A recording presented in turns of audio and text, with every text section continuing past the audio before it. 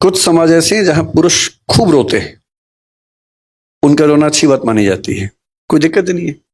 महिलाएं रो रही हैं, पुरुष भी रो रहे हैं साथ साथ, कोई दिक्कत ही नहीं है उनको। आपको हंसी आ रही है क्योंकि आप इस समाज से हैं, उनको हंसी भी नहीं आती इस बात पे क्योंकि उनके समाज में नॉर्मल बात है। कुछ ट्राइबल सोसाइटीज हैं ऐसी, जो सो कॉल्ड सिविलाइज सोसाइटीज है, जैसे हम सभ्य समाज हैं। ये सभ्य समाज दरअसल मूर्ख समाज है। ये अपनी बेसिक टेंडेंसी से बहुत दूर निकल गए हैं और बोलते हैं कि हम सभ्य हैं। बहुत सारी ट्राइबल सोसाइटीज हमसे बहुत एडवांस हैं कई मामलों में। तो सभ्य समाज में अगर बहुत पीछे जाएं तो जब सभ्यता शुरू हो रही थी, खतरे बहुत ज्यादा थे आसपास। अब जब खतरे बहुत ज्यादा हों, लोग शिकार करते थे। बहुत कम समाजों के पास ये सुविधा थी कि वो कंद मूल खा के जिंदा रह सकें। भारत एक ऐसा अच्छा उदाहरण है। अच्छा, जैन समाज आप देखेंगे, जैन समाज मुख्य रूप से भारत में ही है, पश्चिमी देशों में नहीं है, क्योंकि उतनी सर्दी में आप केवल शाकाहार और दिगंबर परंपरा के साथ नहीं रह सकते। तो इसलिए जैन समाज आपको वहां नहीं दिखता है। रेतीले देशों में, मिडिल ईस्ट में जैन समाज नहीं है क्योंकि वहां शाकाहार से काम नहीं चलता है। तो शाकाहारी समाज जिसकी जिद है कि हम शुद्ध शाकाहारी, जो आलू तक नहीं खाएंगे, जो अभी कई चीजों की बात चल रही थी हमारी कि हम अदरक भी नहीं खाएंगे, हम हल्दी भी, जो हरी हल्दी नहीं खाते हैं, हम शक्कर जो और जिमिक अंडा वो नहीं खाएंगे। हम इस लेवल तक जब शाकाहार को लेकर चलेंगे तो सीधी सी बात है, आप उसी देश में रह पाएंगे जहां सारी ऋतुएं होंगी और अच्छी खेती होगी। वो दुनिया में बहुत कम देशों में होता था। ग्रीनलैंड में जैन समाज नहीं चल सकता, सीधी सी बात है, क्योंकि वहां संभव नहीं है सब चीजें। तो अधिकांश समाजों में पुरुषों ने शिकार किया जिंदा रहने के लिए। महिलाएं गर्भवती होती थी, उस समय तो कॉन्ट्रासेप्टिव्स भी नहीं थे, बार बार गर्भ होता था। 13-14 की उम्र से 35, 36, 38 की उम्र तक लगातार एक बच्चा हुआ, फिर दूसरा हुआ, क्योंकि 20 होंगे तो 2 बचेंगे, 18 मर जाएंगे। तो महिलाएं लगातार मां बन रही हैं और बच्चे पाल रही हैं। पुरुष की जिम्मेदारी है कि बाहर जाके कुछ लाना है खाने को, शिकार करना है। शिकार करने गए हैं तो शिकार हो जाने का खतरा भी है, सीधी सी बात है। तो उस समय के पुरुषों की जो परवरिश हुई वो ये थी कि उनको बहुत साहसी होना है, लड़ाकू बनना है। और जो बहुत लड़ाकू है वो रोता वो ठीक नहीं लगता है। इसलिए उन समाजों ने एक नियम बनाया कि लड़के रोएंगे नहीं। मन में तो आएगा इमोशन, रोना नहीं, दबा लेना है। और ये होते होते पीढ़ी दर पीढ़ी एक ऐसी नॉर्म बन गई कि लड़कों का रोना कमजोरी का लक्षण बन गया। अब तो घरों में क्या है, 2 साल का लड़का भी रोए तो क्या बोलते हैं मम्मी और पापा, तो लड़की है, तो बेटी है। और उसको इसमें 2 बात समझ में आती है, एक तो ये कि गलत है, दूसरा लड़की होना लड़का होने से खराब बात है। क्योंकि कोई लड़का रोए और आप कहें तो लड़की है, इस पे अंडरस्टूड है कि लड़की होना खराब बात है, लड़का होना अच्छी बात है। और धीरे धीरे लड़के सोचते हैं, अच्छा मैं खास हूं, मुझे रोना नहीं है, रुलाना है। और फिर वो जिंदगी भर रोता नहीं है। और जितना नहीं, रुलाती महिलाएं भी कम नहीं है वैसे, वो तो मैंने मजाक में कहा, रुलाने वाला काम तो दोनों करते हैं। लेकिन लड़कों की मजबूरी है कि उनको समाज में ठीक दिखने के लिए अपने इमोशंस को बहुत मारना पड़ता है। अब जैसे समाज में इसकी जरूरत नहीं है, अब कौन सा भाला लेके शिकार करने जा रहे हैं, अब तो पुलिस है, सेना है, सब चीजें हैं।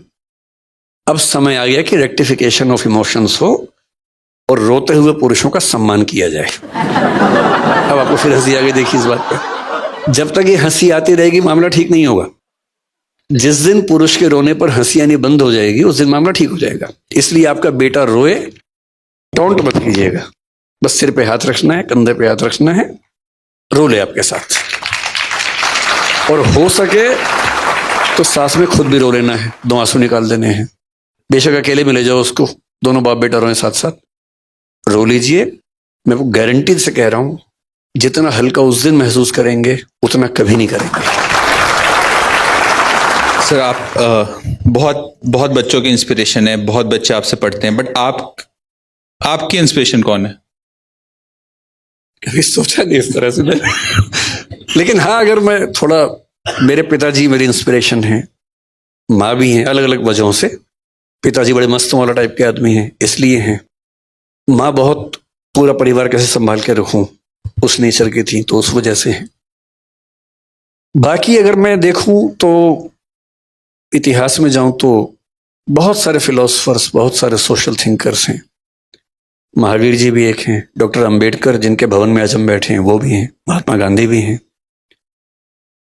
मैं इंस्पिरेशन तुरंत ले लेता हूं जैसे मिलती है। जैसे प्राची नाम की बच्ची ने एक अच्छा काम किया, मैं तभी इंस्पायर हो गया उसी से। मैं तो ढूंढता रहता हूँ, कोई कुछ भी अच्छा करे मैं तुरंत इंस्पायर हो जाता हूँ। तो ऐसी लिस्ट बनाऊंगा तो कई हजार नाम निकलेंगे उसमें, लेकिन मैं बहुत इन्फ्लुएंस किसी एक व्यक्ति से नहीं हूं, बहुत लोगों से अलग अलग हूं। मेरा एक लास्ट क्वेश्चन, उसके बाद विल ओपन टू पब्लिक। बचपन का जो विकास आज के डॉक्टर विकास कीर्ति से मिले तो क्या उसको बोलना चाहेगा? मतलब वो मुझे क्या बोलेगा या मैं उसे क्या बोलूंगा? वो आपको क्या बोलेगा? आप तो वो मुझे बोलेगा यार तुमसे उम्मीद तो नहीं थी इतनी। वो तो ये बोलेगा,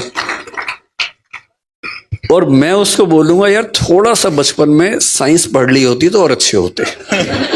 थोड़ा सा म्यूजिक पे हाथ साफ कर लेते तो और बेहतर हो जाते। मेरे जो रिग्रेट्स हैं उसमें ये है कि मैंने स्कूल में साइंस ठीक से नहीं पढ़ा, और म्यूजिक मेरे पेरेंट्स ने खूब कोशिश की सिखाने की, पर मैंने सीखा नहीं। तो मुझे लगता है कि वो दो चीजें मैं अब कर रहा हूं, अब करूंगा। अभी कौन सा समय खत्म हो गया, अभी तो है समय। तो मैं, इंस्पिरेशन की बात हुई, मेरा अभी लेटेस्ट जो नए दोस्त बने उनमें एक दोस्त आमिर खान, जो फिल्म सितारे हैं, बड़े अच्छे दोस्त बन गए मेरे। कुछ दिन पहले हम लोग साथ बैठे थे, उन्होंने बड़ी सुंदर बात बताई। उनकी उम्र 59 साल अभी हुई है, 14 मार्च को उनका जन्मदिन था। मैं उस दिन वहीं उनके घर पे था। वो आदमी आजकल म्यूजिक सीख रहा है। रोज शाम को एक टीचर आती है सिखाने के लिए म्यूजिक, वो म्यूजिक सिखाती है, वो सीखता है। मैंने कहा यार कमाल के आदमी है। मैंने उससे कहा कि मैं भी सीखूंगा अब जाके। तो जो बचपन में नहीं कर पाए अब कर लेंगे, ऐसा क्या है। साइंस में आजकल पढ़ रहा हूँ, म्यूजिक भी सीखेंगे। हम तो सब कुछ करेंगे जब तक जिंदा है, कुछ भी क्यों छोड़े। सीखने की कोई उम्र नहीं होती, जब चालू करो तब सवेरा। तो अब मैं क्वेश्चन यहाँ पे पब्लिक से लेना चाहूंगा। सबसे पहले can we have the mic? नमस्कार साहब, आपकी तारीफ तो जितनी भी की जाए कमी है, क्योंकि आज जिस हिसाब से सेकंड जनरेशन के लोग भी यहाँ आए हैं, बच्चे जो आपसे बहुत ज़्यादा इन्फ्लुएंस से आए हैं, तो वो आपका अट्रैक्शन हम समझ सकते हैं कि कितना मजबूत है इस फैकल्टी में। मेरा एक सोच था जो मैं आपसे थोड़ा क्लैरिटी चाह रहा हूँ। नारायण मूर्ति जी ने इन्फोसिस फाउंड किया, सर्टेन प्रिंसिपल और वैल्यू सिस्टम को लेके करा। उसका उन्होंने टेक ओवर किया मिस्टर सिक्का ने, और उन्होंने भी कोशिश करी कि कुछ चलाने की कोशिश करें, बट उन्होंने माइनर चेंजेस किए for succession of the company. लेकिन वो मिस्टर नारायण मूर्ति को ठीक नहीं लगे कि बोले जो मैंने वैल्यू सिस्टम एक बना दिया है इस कंपनी के लिए, उस वैल्यू सिस्टम पे ये काम नहीं हो रहा है, और he was forced to resign. तो उसमें बहुत ज़्यादा कंट्रोवर्सी हुई, सब लोगों की डिफरेंट ओपिनियन थी। आपकी इसमें क्या ओपिनियन है कि whether mister Narayan Murthy was right और मिस्टर सिक्का वॉज राइट? मतलब प्रॉब्लम यह है कि मुझे बहुत डिटेल में पता नहीं है कि वहां क्या हुआ, इसलिए मैं स्पेसिफिक कमेंट तो नहीं कर पाऊंगा। अगर वो वैल्यू सिस्टम मुझे पता हो और डेविएशन क्या हुआ तो मैं बता पाऊंगा। पर मुझे ये जरूर लगता है कि अगर कोई कंपनी किसी बेसिक वैल्यू सिस्टम पे बनी है और उसका प्रमोटर अभी भी उसका मेजर शेयर होल्डर अगर है, तो उसकी अप्रोच को तो मानना लाजमी बात है। और मेरा अपना मानना यह है, जैसे एक व्यक्ति का व्यक्तित्व होता है वैसे कंपनी का भी होता है, जिसको हम ब्रांड कहते हैं। और अगर कोई कंपनी अपने ब्रांड इमेज से, अपने वैल्यू सिस्टम से दूर जाएगी, तो नजदीक में दिखे ना दिखे दूर जाके नुकसान उसका होगा जरूर। तो यही चीज तो रोज फैमिली में होती है साहब। पेरेंट ने एक वैल्यू सिस्टम बना दिया, बेटा उस वैल्यू सिस्टम को नहीं करना चाह रहा, वो अपना डिविएट कर रहा है। तो यही तो जो आपने पेरेंटिंग बताया, उसमें यही तो आज इशू हो रहा है कि भाई मैंने एक एथिक्स बना दिए, एक मॉरल वैल्यूज बना दी, बट वो आज की जनरेशन के हिसाब से उनको लगता है कि नहीं, चेंज आना चाहिए। तो वहाँ पेरेंटिंग में कितना कॉम्प्रोमाइज करना चाहिए? इसमें ये बात अलग हो गई, ये ठीक वो बात नहीं। फादर ने वैल्यू सिस्टम बनाया, मतलब पहली बात तो फादर मदर ने मिलके बनाया तो ज्यादा अच्छा है, केवल फादर बनाई अच्छी बात नहीं है, दोनों मिलके बनाए तो ज्यादा अच्छा रहता है।